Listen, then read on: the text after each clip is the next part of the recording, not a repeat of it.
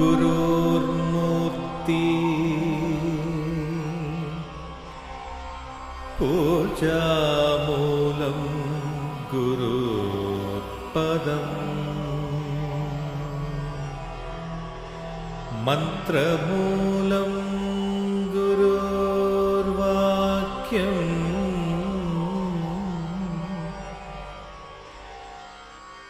मोक्षमूलं गुरुर्कृपा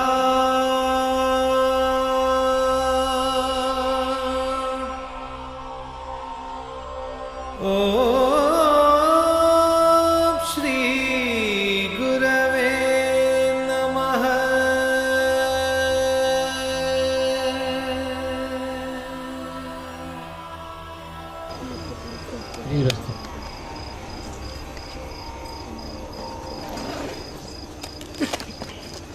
అందరూ చాలా కాలం కూర్చొని శ్రమగోర్చి కూర్చున్నారు, శ్రమపడ్డారు. ఎక్కువ కాలం అతీతం అయిపోయింది. నిన్న మొన్న ప్రస్తావించినట్టు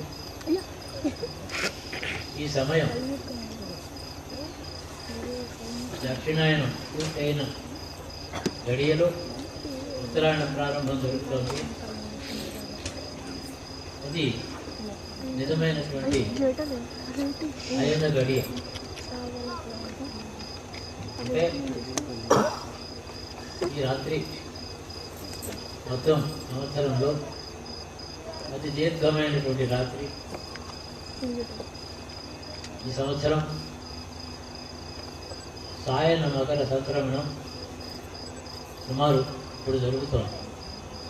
ఇంకొక 2 గడియలు.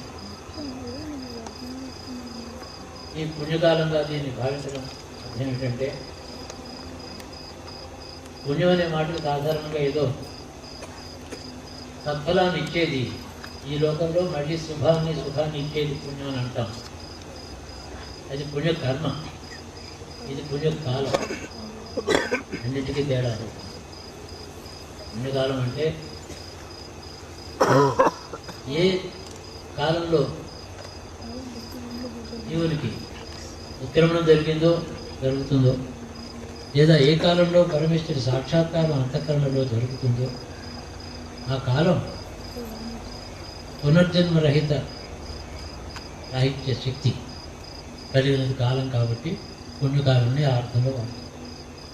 అట్టి పుణ్యకాలం కోసమని 49 రోజులు వేచి ఉండి భీష్ముడు పరమపదం తన లోకాన్ని తాను తీసుకుంది. వసతి దివసవహ అని చెప్పి అష్టవసువులు కల్పం ఎంతకాలం ఉంటుందో, మధ్యలో ఎన్ని యుగములు గడిచినా కింద భూరాది లోకములలో అనేక మంది మనువులు గడిచినా వాళ్ళు మాత్రం స్థిరంగా ఉండేటువంటి వారు. కాబట్టి వసతికి అష్టవసువులు వాళ్ళ యొక్క లోకానికి అతను వెళ్ళడానికి కూడా పుణ్యకాలం కోసం వేచి ఉన్నాడు. భూమి మీద పుట్టినప్పుడు దేవతలు కూడా కొన్ని అనుషంగం చేత ఇతర మనుషుల యొక్క సంబంధ బాంధవ్యాల వల్ల, దేవతలే కాదు జ్ఞానులు కూడా కర్మ బంధనానికి చిక్కుకుంటారు. అది 2 రకాలుగా ఉంది. వారంతటా వారే చేసేటటువంటి ఐచ్ఛికమైనటువంటి కర్మ, దానికి ఫలము, కాల ప్రభావం చేత, అనుషంగం చేత, ఇతరులతో ఉండే సంబంధ బాంధవ్యాల చేత తాను ఏ సకృతిగా ఆచరించినప్పటికీ అతని కర్మాచరణకు హేతువైనటువంటి బాంధవ్యములు ఏవైతే ఉన్నాయో అవి బంధన హేతువులు. బాంధవ్యం బంధనమే. కాబట్టి శాపగ్రస్తులైన దేవతలు, కారణజన్ములైనటువంటి యోగులు కూడా, జ్ఞానులు కూడా ప్రారంధ కర్మ అంటూ ఏమీ లేక కారణజన్ములైన వారు. జీవన్ముక్తులై తిరిగినప్పుడు కూడా ఇంకా శేషించిన ప్రారంభ కర్మ ఉంటుంది. ఉపాధిని అంటుకుని ఉంటుంది.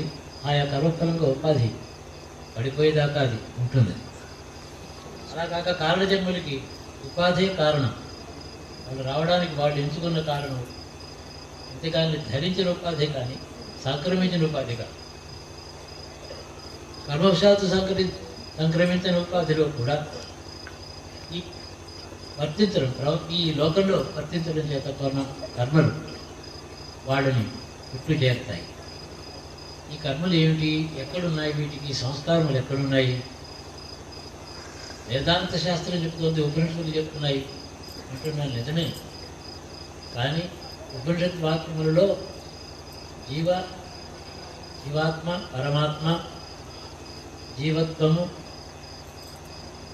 ఈశ్వర సన్నిధి, సాక్షిమత్వము కలిగిన ఈశ్వర సన్నిధి, ఈ విషయములన్నీ తాత్వికంగా వర్ణించిందైతే ఉపనిషత్తు శరీరంలో ఇక్కడ చూడు అని చెప్పింది యోగం. తత్వం మాత్రమే బోధిస్తుంది ఉపనిషత్తు. అయితే తత్వం ముందు ఉపనిషత్తు చెప్పినటువంటి రహస్యములను తాను ఏ విధంగా ఉపయోగించుకుని లబ్ధి పొందాలి అనే ప్రశ్న వస్తే తపస్సే మార్గం. బుద్ధిగతమైనటువంటి జ్ఞానము, వివేకము బంధనను కొన్ని తొలగించినప్పటికీ అవన్నీ కూడా జీవుడు శరీరాన్ని వదిలిపెట్టిన తర్వాత పరోక్షానుభూతికే దారితీస్తాయి. కానీ ప్రత్యక్షం, అపరోక్షం. ప్రత్యక్షానుభూతికి అందరి దృష్టి తప్పదు, అంతర్ముఖుడు కావలసింది.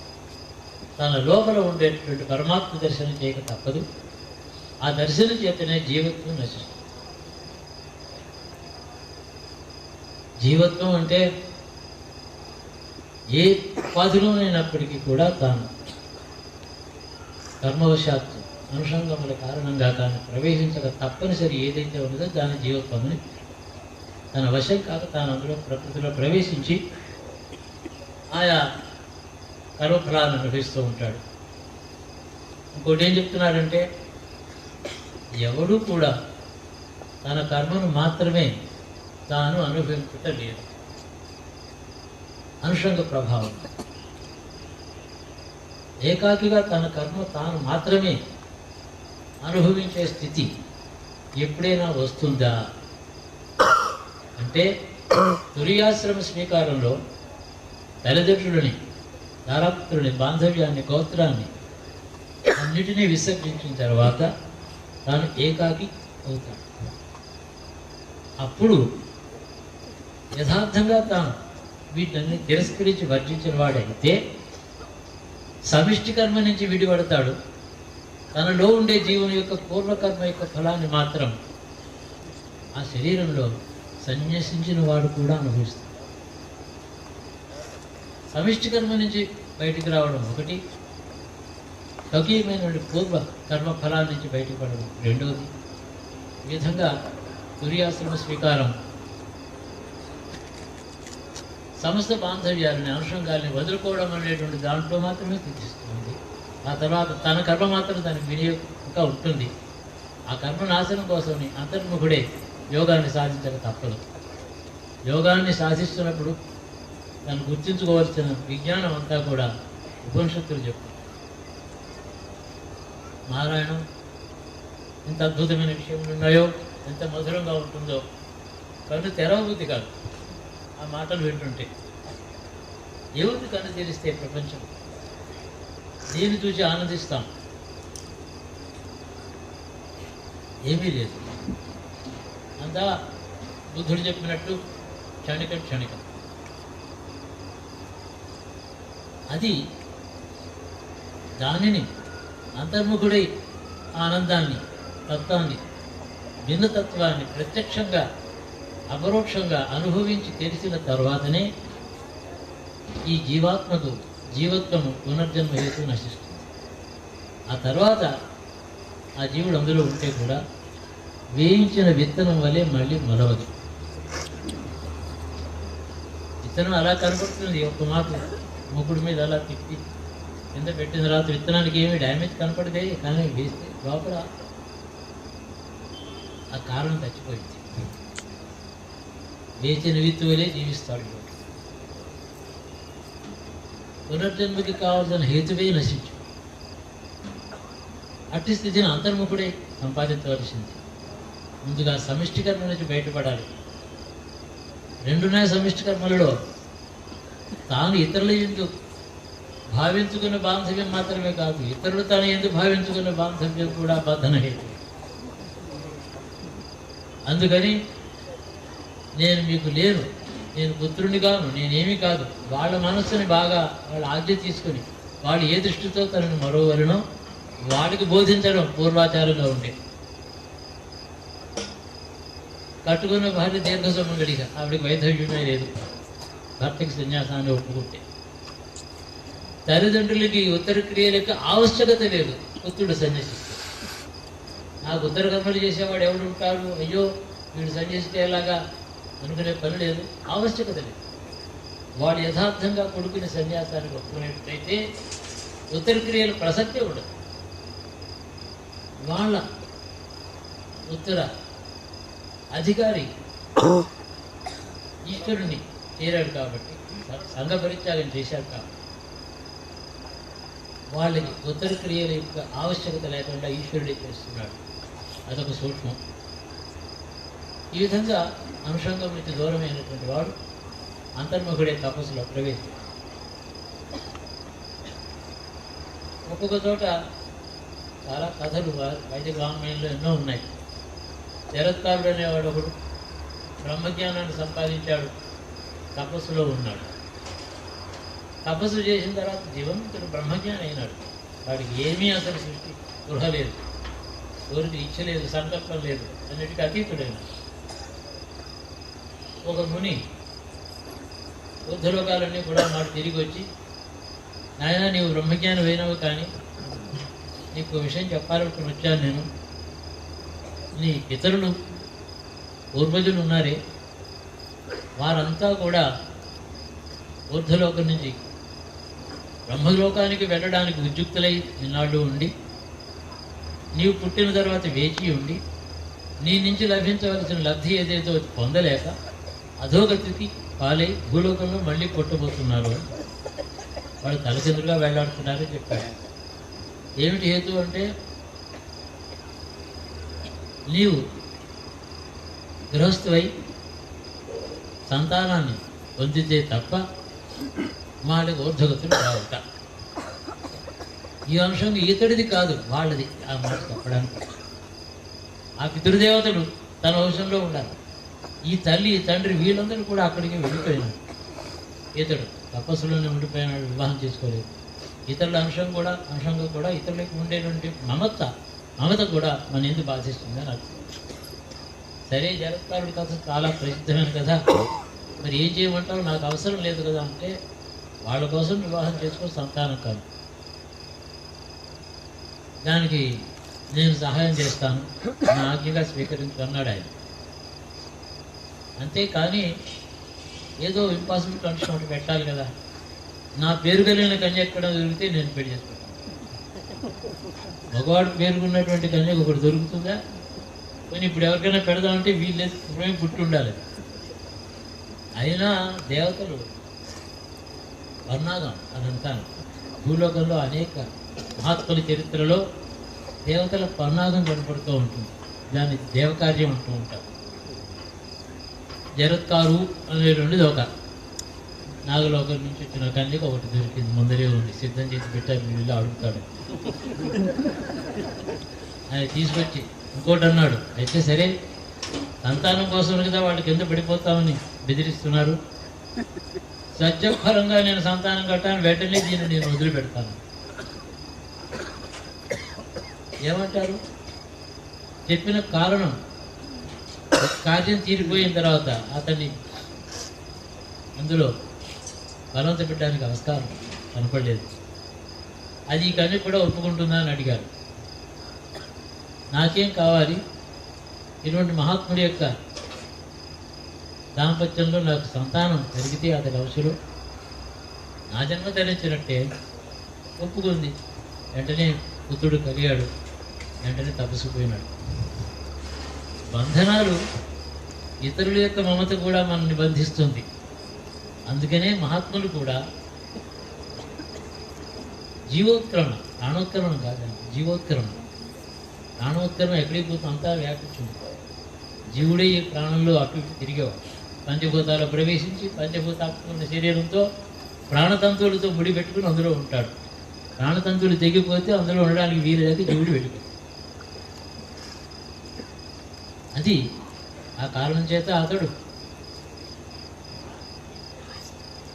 ఎవడైతే ఈ విషయం తెలుసుకొని జీవోత్క్రమణ సమయంలో తత్వాన్ని అనుష్ఠిస్తారు, తత్వాన్ని గుర్తు చేసుకున్నా, అంతకుముందు యోగాభ్యాసం చేత అతడు అంతర్ముఖత్వం సంపాదించుకున్నవాడైతే హృదయాకాశంలో అక్కడ చూసేటట్టయితే ఆ కాలం యొక్క పుణ్య విశేషం చేత, దాని ప్రభావం చేత ఒక తేజస్సు కనపడుతుంది. నీవార సుఖవత్తన్వి పీతాభాస్పతి అనూపమ. పీతాభాస్పతి ఒక ప్రారంభ దశది, అది చివరి దశ కాదు. అనూపం ఉన్నది, చిన్నది. ఏమిటి వస్తువు? చాలా చిన్నది. దాన్ని ఇంకా ధ్యానం చేయగా చేయగా సమీపవర్తి ఒక అంగుష్ట పరిమాణం కలిగిన జ్యోతి కనపడుతుంది. ఆ జ్యోతిలో ఏమిటి ఈ జ్యోతి? ఇదే జీవుడు, జీవాత్మ. ఎందుకింత పరిమాణంలో కనబడుతోంది? దాని చుట్టూ ఉండే పరివేషం, ఆ బిందువు చుట్టూ ఉండే పరివేషమే పూర్వజన్మ సంస్కారం. వర్గకామనతో యజ్ఞం చేసినా అదొక తేజ రూపంలో దాన్ని పరివేష్టించి ఉంటుంది. పరివేషం దాని పేరు. అందులో ఉండే ఈ మొత్తం ఈ రూపంలో అంతర్గతంగా బిందువులు రూపంలో ఉండేటటువంటి, బిందువులో బిందువుగా రూపం, అతి సూక్ష్మంగా ఉండేటువంటి రూపం వస్తువే పరమాత్మ. అంతఃకరణ లోపల ఈ జీవాత్మ లోపల పరమాత్మ ఉండడం చేతనే జీవునికి అస్తిత్వం సంక్రమించింది. పరమాత్మ సాన్నిధ్యం లేని జీవుడు ఉండడానికి సాధ్యం కాదు. జీవుడు అస్వతంత్రుడు. అందుకనే వేదాంతులు బింబ ప్రతిబింబ న్యాయమని, 1000 మంది సూర్యులు 1000 కుండల్లో ప్రతిఫలిస్తే కుండ పోతే ఒక జీవుడు పోయినట్టే అని, అసలు జీవాత్మ వేరే లేదని అంతవరకు ఎందుకు వెళ్ళారంటే జీవాత్మ స్వతంత్రుడు కాడు. మరి జీవుడు ద్వైత సిద్ధాంతంలో, సాంఖ్యంలో జీవబహుత్వం చెప్పారు కదా. వేదాంతులేమో అంతా ఒకటే ఉంది, జీవుడు ఎక్కడున్నాడు జీవుడు, బ్రహ్మవస్తువే అంతా ఒకటే ఉందని వీళ్ళు అంటున్నారు కదా. అంటే కొంచెం సమన్వయం జాగ్రత్తగా ఉంటే చేసుకోవచ్చు, విరోధం లేదు. మన మనసులో ప్రిజుడిస్ లేకుండా ఉంటే విరోధం లేదు. సమ్యక్ దృష్టి ఉంటే సమన్వయం అవుతుంది. సమ్యక్ దృష్టి లేకపోతేనే ఏది సమన్వయం కాదు. ఏది ఎవరితో జల్పం వితండం ఇవన్నీ ఉదాహరణ తర్వాత ఎవరు చెప్పింది ఒప్పుకోకపోవడమే ఒక మత సిద్ధాంతం. ముందర వాదానికి ముందే నువ్వు ఏం చెప్పినా ఒప్పుకోవడానికి సిద్ధంగా నేను అని కొంచెం వాదానికి కూర్చుంటాడు. అవతలవాడు మూర్ఖుడైతేనే వీడితో వాదిస్తాడు. ఎందుకు వాదించాలి? ఒప్పుకోవడానికి సిద్ధంగా లేకపోతే. ఎప్పుడొచ్చింది ఈ ఈ బ్రహ్మవస్తువు సృష్టి జరిగిన తర్వాత, సృష్టిలో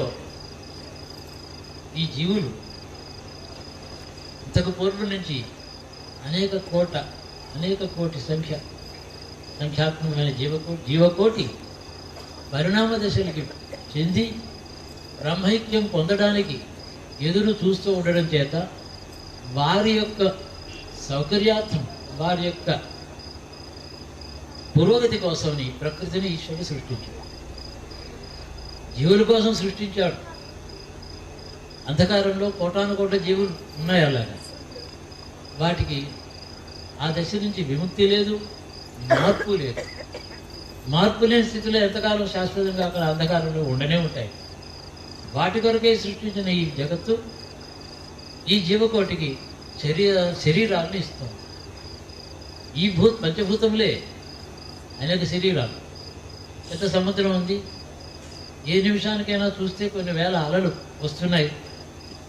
కానీ అన్ని అలల్లోనూ మొదటి చివరి దాకా వచ్చేది సముద్రంలో ఉన్న నీరే. కానీ ఒక మారు వచ్చిన కెరటం మళ్ళీ రాదు. అలాగే పంచభూతాత్మకమైన ఈ మహాసముద్రంలో అలల వలె కోటానుకోట్ల శరీరంలో ఉద్భవించి మళ్ళీ అందులో లయిస్తున్నాయి. వచ్చిన శరీరం మళ్ళీ రాదు, ఎప్పటికప్పుడు కొత్త. అందుకనే పూర్వస్మృతి లేదు మనకి. కానీ ఒక శరీరంలో చేసిన కర్మ మరో శరీరంలో పూర్వ శరీర స్పృహ లేకుండా అనుభవిస్తున్నాడు. ఇది న్యాయమేనా? మనం అడగాల్సిన మనకి కొన్ని హక్కులు ఉన్నాయి. భగవంతుడి దగ్గర వెళ్ళి అడిగేందుకు కొన్ని హక్కులు ఉన్నాయి. లేదంటే ఆయన సృష్టిలో మనం ఉన్నాం. అయ్యా నేను ఏదో పూర్వజన్మలో చాలా పాపం చేశాను. ఆ శరీరం, ఆ బుద్ధి, ఆ మనసు, ఆ తల్లి తండ్రి, ఆ భార్య పిల్లలు ఎవరి కోసం నా పాపం చేశాను? వాళ్ళు లేరు, నేను లేరు కదా. ఇప్పుడు నేను కొత్తగా వచ్చిన శరీరంలో అది ఎందుకు అనుభవించాలి అంటే, ఒక కర్మ చేస్తున్నప్పుడు కర్మఫలం గుర్తుకు రాకపోతే ఆ కర్మ అంతమందు కర్మ చేసిన శరీరం యొక్క స్మృతి కూడా భవిష్యత్తులో ఉండదు. కర్మఫలం యొక్క జ్ఞాపకం ఉంటే ఈ స్మృతి ఉత్తర జన్మ కూడా ఉంటుంది. దాన్ని పూర్వస్మృతి అంటారు. యోగం చేత ఎవరో హస్తమస్త యోగం చేస్తే నీ పూర్వజన్మ మీద తెలుసు. కర్మ చేసినట్టు కర్మ ఫలాన్ని స్మరించమని పెద్దలు చెప్పారు. పుణ్యం చేసినా పాపం చేసినా ఈ పాపం చేస్తున్నాను, దీనికి ఫలం ఉంటుంది అని తెలిసి కూడా పాపం చేస్తే అది పాపమే అయినప్పటికీ కూడా దాని ఫలం అనిపిస్తున్న ఉత్తర శరీరంలో పూర్వ శరీర స్మృతి జ్ఞాపకం వస్తుంది. ఇది ఒక యోగ రహస్యమే.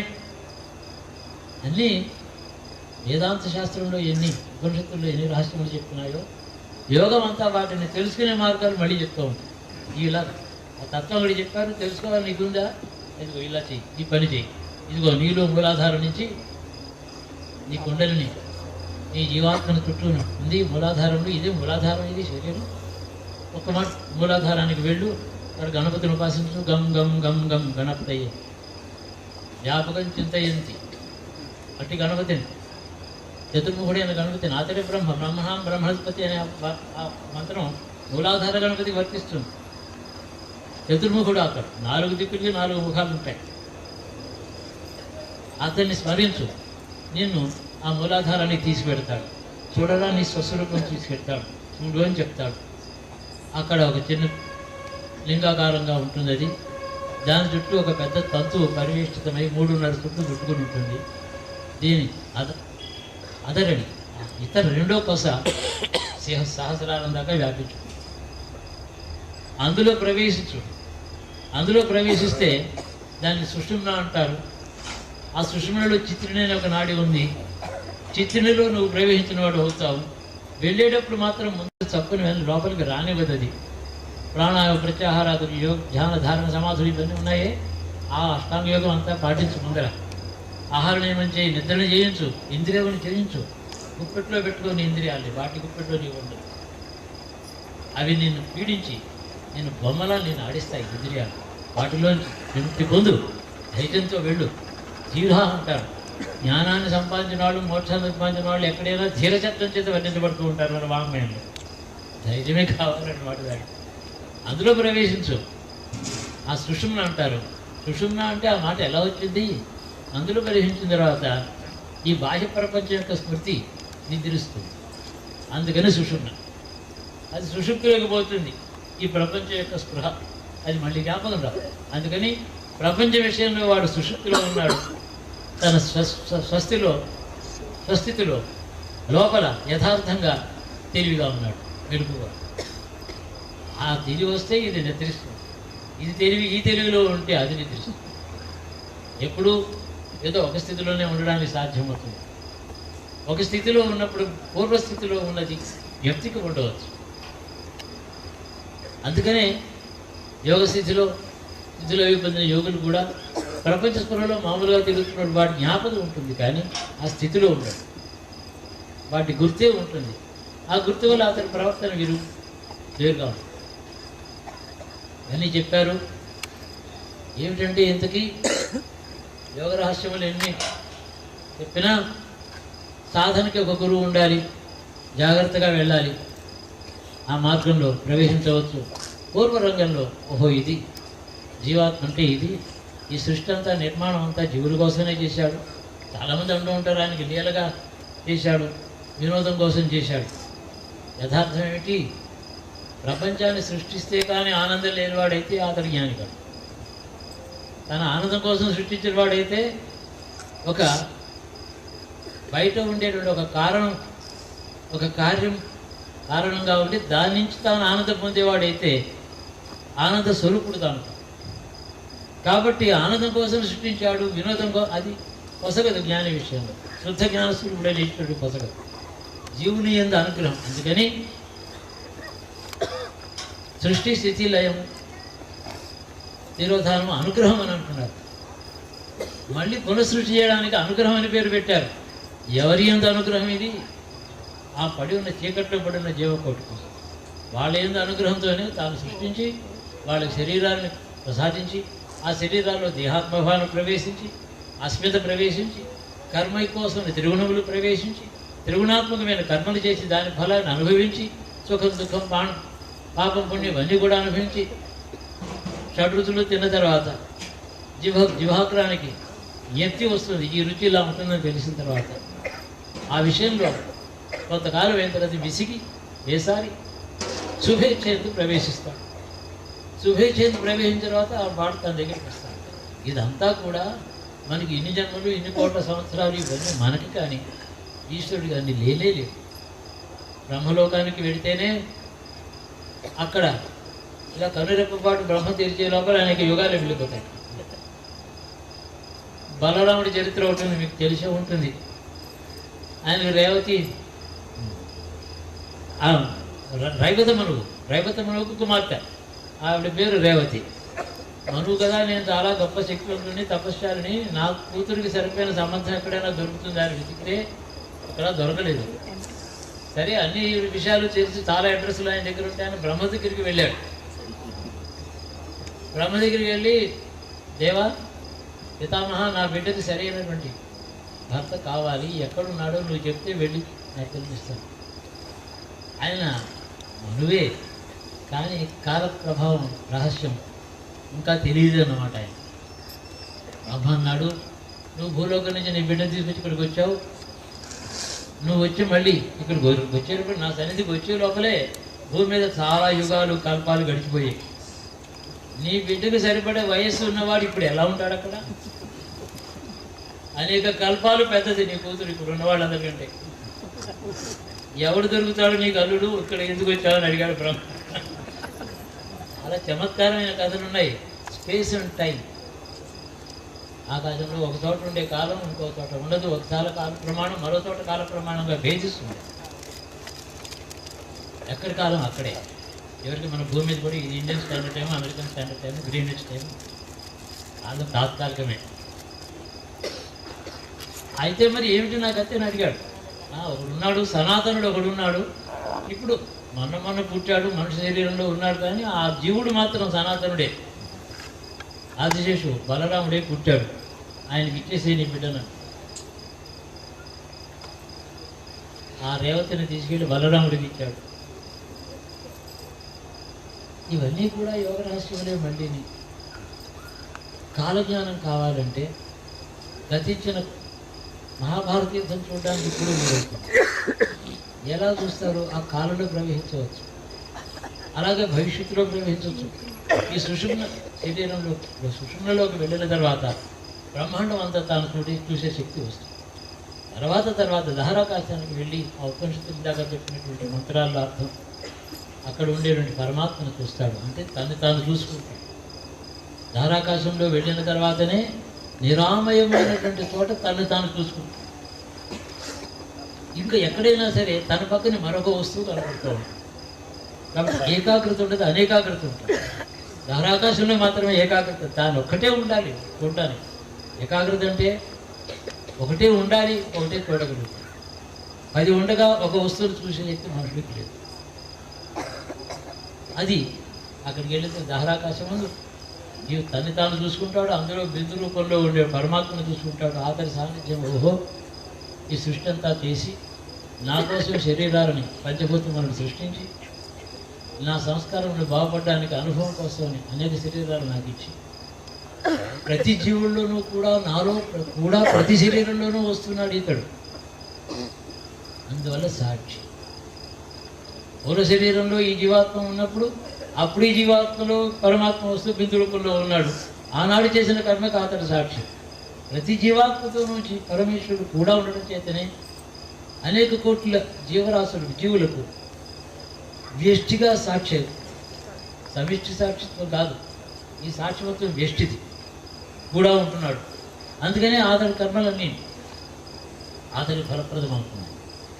ఎక్కడో చిట్టా మెయింటైన్ చేస్తున్నాడు, చిత్రగుప్తుడని కాదు, ప్రతి జీవుల్లోనూ ఉన్నాడు అతడు.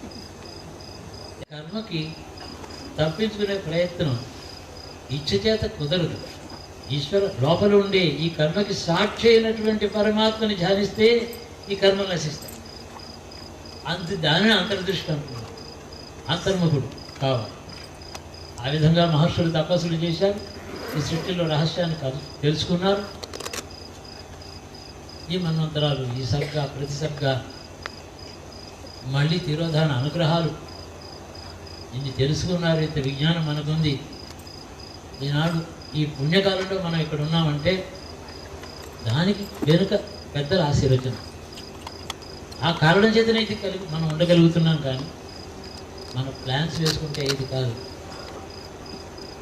ఒకనొక పుణ్యకాలంలో అది తెలియకుండానే సంభవిస్తుంది. ఒకసారి ఆనాడు ఏదో ఆ క్షణానికి ఒక తెలియకుండా ఒక పుణ్యం చేస్తాం, ఒక సంకల్పం చేస్తాం, ఆ సంకల్పం ఫలప్రదం అవుతుంది. దాన్ని అనుగ్రహం అంటారు. అంటే ఎంత కర్మ చేసినా ఆ కర్మలో ఎక్కడో ఒక పుణ్య విశేషం ఒక్కటి ఉంటుంది. ఆ చిన్న పుణ్య విశేషం రక్షిస్తుంది. పుణ్య విశేషం అంటే ఎంత ఆపదలో ఉన్న పుణ్యం రక్షిస్తుంది. ఒక్కొక్కసారి ఒక పాములు పట్టుకునేవాడు ఓ మహాసర్పాన్ని స్వేచ్ఛగా హాయిగా తిరుగుతున్న దాన్ని చేతికి ఇలా పట్టుకుని చుట్టి ఓ బుట్టలో పెట్టి దాన్ని తాడు కట్టేశాడు. తాటాకు బుట్టలో హాయిగా నేను తిరుగుతున్నాను, వీడు నన్ను ఇందులో కట్టి పారేశాడు, రేపో నేడో తీసి నా కాలు కూడా పీకేస్తాడు. ఇది కాక నాకు చాలా ఆకలి అవుతుంది, దశపోయాను, నీరసంగా ఉంది అని ఆ సర్పం ఏడిచింది. ఏమి గతి, నేనే వాడికి అపకారం చేయలేదు, నన్ను స్వేచ్ఛగా ఎక్కడో పుట్టలో తిరుగుతూ చెట్ల మీద పాకుతూ ఉండే నా గతి ఏమిటి ఇలా అయింది. పరమేశ్వరుని తలుచుకుంది. దానికి ఆకలిగా ఉంది, బయటికి పోవడానికి వీల్లేదు, పుట్ట కట్టి పెట్టాడు వాడు. పరమేశ్వరుడి చిత్రం, అక్కడికి ఎలకని పంపించాడు. ఆ ఎలక ఆ బుట్టని కొరికింది. తోక దగ్గర కొరికితే అందులోంచి బయటకు వెళ్ళడానికి చుట్టూ తిప్పుకోవడానికి వీలు లేదు, మట్టు కట్టి పెట్టాడు. దాని నోరు ఎక్కడుందో అక్కడే కన్నం పెట్టింది ఆ ఎలక. ఆ సర్పం యొక్క నోరు ఎక్కడుందో అక్కడ కన్నం పెట్టింది ఆ ఎలక. ఆ కన్నం పెట్టి అందులోంచి తాను ప్రవేశించింది, తిన్నగా దాని నోట్లోకి వెళ్ళింది.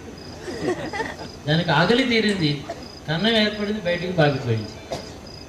ఎటువంటి ఆపదలోనూ కూడా ఈశ్వరుని యొక్క అనుగ్రహం విచిత్రంగా లభిస్తుంది. అట్టి వాడు ఒకడు ఉన్నాడని గుర్తుపెట్టుకోవడం మన కర్తవ్యం, అంతే. ఉన్నాడు ఉన్నాడు ఉన్నాడు, చూస్తున్నాడు, నేనేం చేస్తున్నాను, నా లోపల ఉన్నాడు, అదే గుర్తుపెట్టుకోండి. అది రక్షిస్తుంది. ఒక భావన రక్షిస్తుంది. భావన ఎప్పుడు ఒక జ్ఞాపకం శక్తి, అది మహత్తరమైన పుణ్య విశేషం. అది గుర్తుపెట్టుకుంటే అతడు అంతఃసాక్షి కాబట్టి అతడి దగ్గర నుంచి దాచుకోగలిగినటువంటి రహస్యం భావాల్లో కూడా ఉండదు. కర్మల మాట భావాన్ని కూడా అతనికి సాక్షి, ఆలోచనకి సాక్షి, పుణ్యప్రదమైన ఆలోచనకి సాక్షి, పాపచింతనకు సాక్షి. అట్టి వాడు కూడా ఉన్నాడని గుర్తుపెట్టుకుంటే ఈ సర్పం కథ ఎందుకు చెప్తున్నారంటే సమస్త జీవకోటికి ఎంత బంధనంలో ఉన్నప్పటికీ కూడా రక్షించగలిగిన శక్తి నీ లోపలే ఉందని చెప్తున్నా. అది గుర్తుపెట్టుకో, అది నీకు శ్రేయస్కరం. కోరిక ఎప్పుడో జ్ఞానం కావాలి, మోక్షం కావాలని ఒక కోరుకో. ఆ కోరిక ప్రతి సృష్టిలో ఉన్న శాసనం ఏంటంటే ప్రతి కోరిక కూడా నెరవేరుతుందని ఒక శాసనం. కోరికలు నెరవేరటం లేదు నేడుస్తారు, కానీ అన్ని కోరికలు నెరవేరబోతున్నాయే నేడవాలి.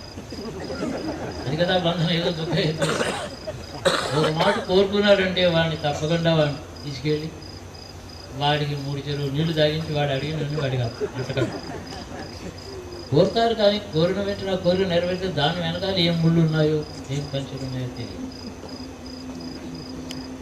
వివేకం లేకుండా కోరుతాం. ఈ భగవంతుణ్ణి నన్ను బంధించే కోరికలు ఇదివరకు నేను ఏది కోరినా వాటిని నశింపజేయవయ్యా, ఈ జీవుడిని వేచిన విత్తుగా చేయి, నీ తేజో నీ అనుగ్రహంతో నీ అగ్నితో దహించు. అతి దురితాచగ్ని చెప్పారే, ఎన్ని దురితములేమిటి పుణ్యములేమిటి అన్నీ కూడా దహించగలిగిన శక్తి అంతర్యామిగా ఉంది. దాన్ని గుర్తుపెట్టుకొని అలా అడిగితే ఈ కోరిక నెరవేరు. ఇది కూడా కోరికే, ఈ కోరిక నెరవేరు. కోరదగిన కోరిక ఒక్కటే, జ్ఞానం. మిగతావన్నీ కోరికలే కానీ బంధన హేతువులు. ఈ మాట గుర్తుపెట్టుకుంటే ఈ సాయనం ఉత్తరాయణ ప్రవేశం అయిపోయింది. ఒక్క ఉత్తరాయణం చాలదా, ఒక గడియ చాలదా భగవంతుని మరించి తరించడానికి? 100 జన్మలు దేవత 100 ఏళ్ళు జీవేమ శ్రద్ధశతం. ఎందుకంటే అది ఎందులో చెప్పారంటే నందామా మోదామా భవామా శృణవామా వాటి కోసం చెప్పారు షరతులు. తినడం కోసమని, మాట్లాడడం కోసమని, వినడం కోసమని, పుణ్యాలు చేయడం కోసమని 100 షరతులు. ఉంటాము ఉంటాము ఉంటాము. జ్ఞానం కోసం ఒక గడియ, అది నిర్వికల్పమైనటువంటి మహోత్కృష్టమైనటువంటి దివ్యానుభూతి. దానిని వర్ణించగలిగినటువంటి భాష లేదు. దాన్ని మనం గుర్తుపెట్టుకునేటట్టయితే అప్పుడు మనం అందరం కూడా ఋషుల గోత్రాల్లో పుట్టాం. గోత్రం తెలియకపోతే కశ్యప గోత్రం అంటారు. కశ్యప ప్రజాపతి సంతానం కానివాడు ఎవడున్నాడు? అందుకని ఎవడైనా సరే కశ్యప ప్రజాపతి సంతానం. ఆటవికుడు కానీ మృత్యుడు కానీ ఎవడైనా సరే కాశ్యపే అభిమంత్రించాడు. కశ్యపుడు ఇలాగే నీళ్లు చల్లాడు, సంతానం పుట్టాలి భూమిలోంచి. అభిమంత్రితం ఈ కాశ్యపి అని పేరు దీనికి, భూమి. అందుకని ఆ భావంతో ఈ మృతికే హనమే పాపం. మట్టి రాసుకుంటే పాపం, ఆ మాట అనుకుంటే చాలు. ఎన్ని వరాలు, ఇంత అనుగ్రహం, ఇంత సర్వాత్మన అంతర్యామిత్వము, సర్వసాక్షిమత్వము, సర్వవ్యాపకత్వము, అనుగ్రహం తప్ప రెండో ఉండలేనటువంటి ఈశ్వరుడు ఉండగా దుఃఖించడం ఎంత తెలివి తక్కువ అనాలోచన. మాకు ఆలోచిస్తే శుభప్రదము మంగళప్రదం అవుతుంది. ఈశ్వరుడు మన అందరినీ రక్షించుగాక. శుభం భూయాత్, శుభం భూయాత్.